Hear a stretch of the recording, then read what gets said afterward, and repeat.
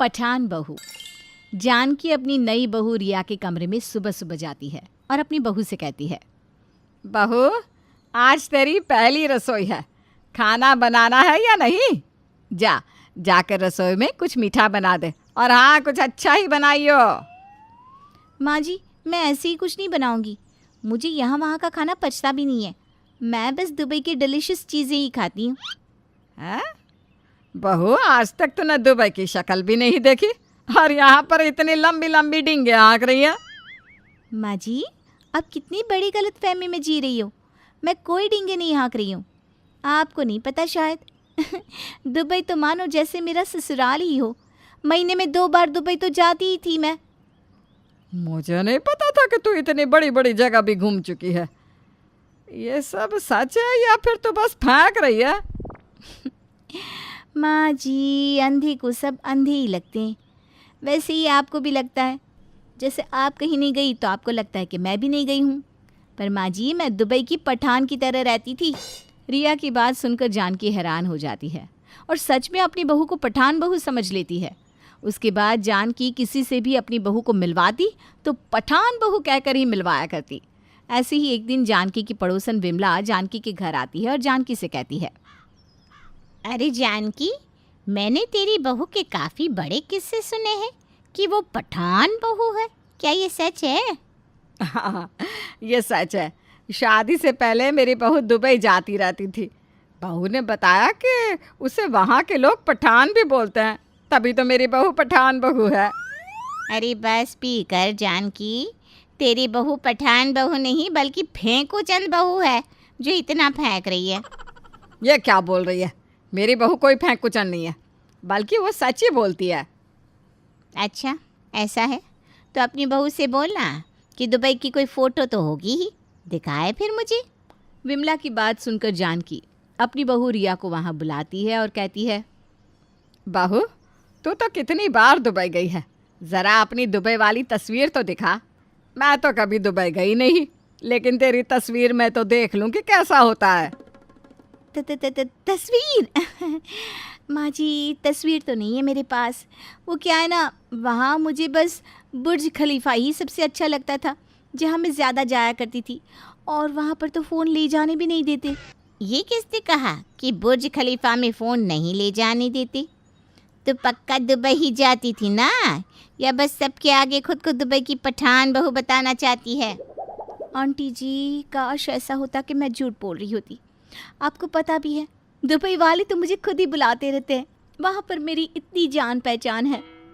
अच्छा तभी तो पठान बहू है। वैसे बहू तुझे दुबई के लोग कैसे जानते हैं?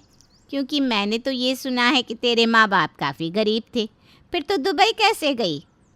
आंटी जी मेरी एक बहुत बड़ी इंटरनेशनल कंपनी में जॉब लगी थी, और वैसे भी मैं हूँ ही इतनी अच्छी कि मुझसे कोई गलती हो ही नहीं सकती। बहू तू तो ज़्यादा पढ़ी लिखी भी नहीं है, तुझे तो कोई चपरासी की नौकरी भी ना दे, फिर तेरी इतनी बड़ी कंपनी में नौकरी कैसे लग गई? माँ जी मेरे फ़ोन पे शायद किसी का कॉल आ रहा है, मैं बात करके आती हूँ। हाँ इतना बोलकर रिया वहाँ से बहाना बनाकर भाग जाती है और काफ़ी देर तक अपने कमरे से बाहर भी नहीं आती।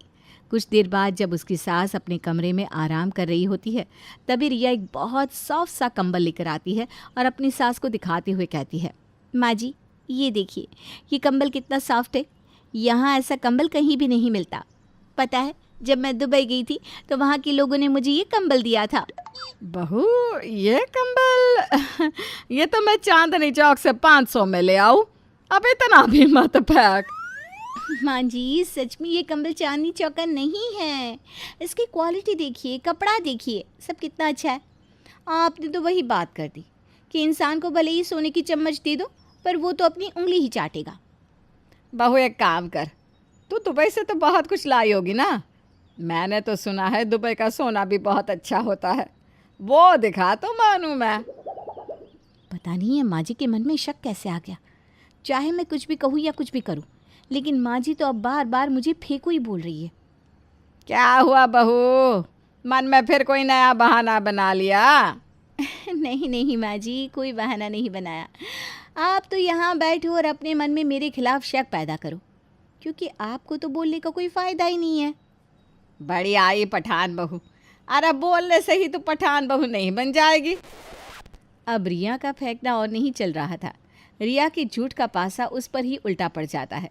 ऐसे ही कुछ दिनों बाद रिया पठानी कुर्ता और सलवार पहनती है, जिसे देखकर उसका पति अंकित कहता है, अरे वाह, आज तो तुम सच में पठानी बहू लग रही हो। वाकई बहुत सुंदर लग रही हो। और ये पठानी कुर्ता माशाल्लाह। ये तो मैं दुबई से लाई थी, अच्छा लग रहा है ना? ऐसे तो बहुत सारे पठानी कुर्ते हैं मेरे पास। अच्छा, तो अब तुमने ये फेंकना मेरे सामने भी शुरू कर दिया। रिया, मुझे पागल मत बनाओ, मैं तुम्हारा पति हूँ, मैं सब कुछ बहुत अच्छे से जानता हूँ। अरे मैं सच बोल रही हूँ, मेरे पास तो और भी पठानी कुर्ते थे, वो मैंने अपने दोस्तों और अपने कुछ रिश्तेदारों को दे दिए। अब ये आखिरी बचा था तो पहन लिया। रिया अब अपने पति के आगे फिर से फेंकने लग जाती है कि तभी वह जानकी आती है और अपनी बहू को पठानी कुर्ते में देखकर कहती है, बहू सच में आज तो तू लग भी रही है पठानी बहू। आज तुझे देखकर कोई मना नहीं कर सकता कि तू पठानी बहू नहीं है।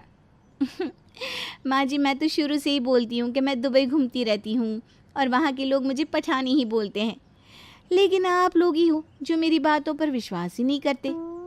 बहू मैंने उंगली क्या पकड़ाई, तूने तो सीधा मेरा हाथ ही पकड़ लिया।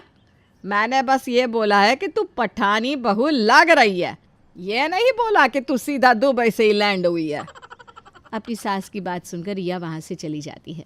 ऐसे ही कुछ दिन बीत जाते हैं और एक दिन रिया की सहेली दीक्षा उसके घर आती है।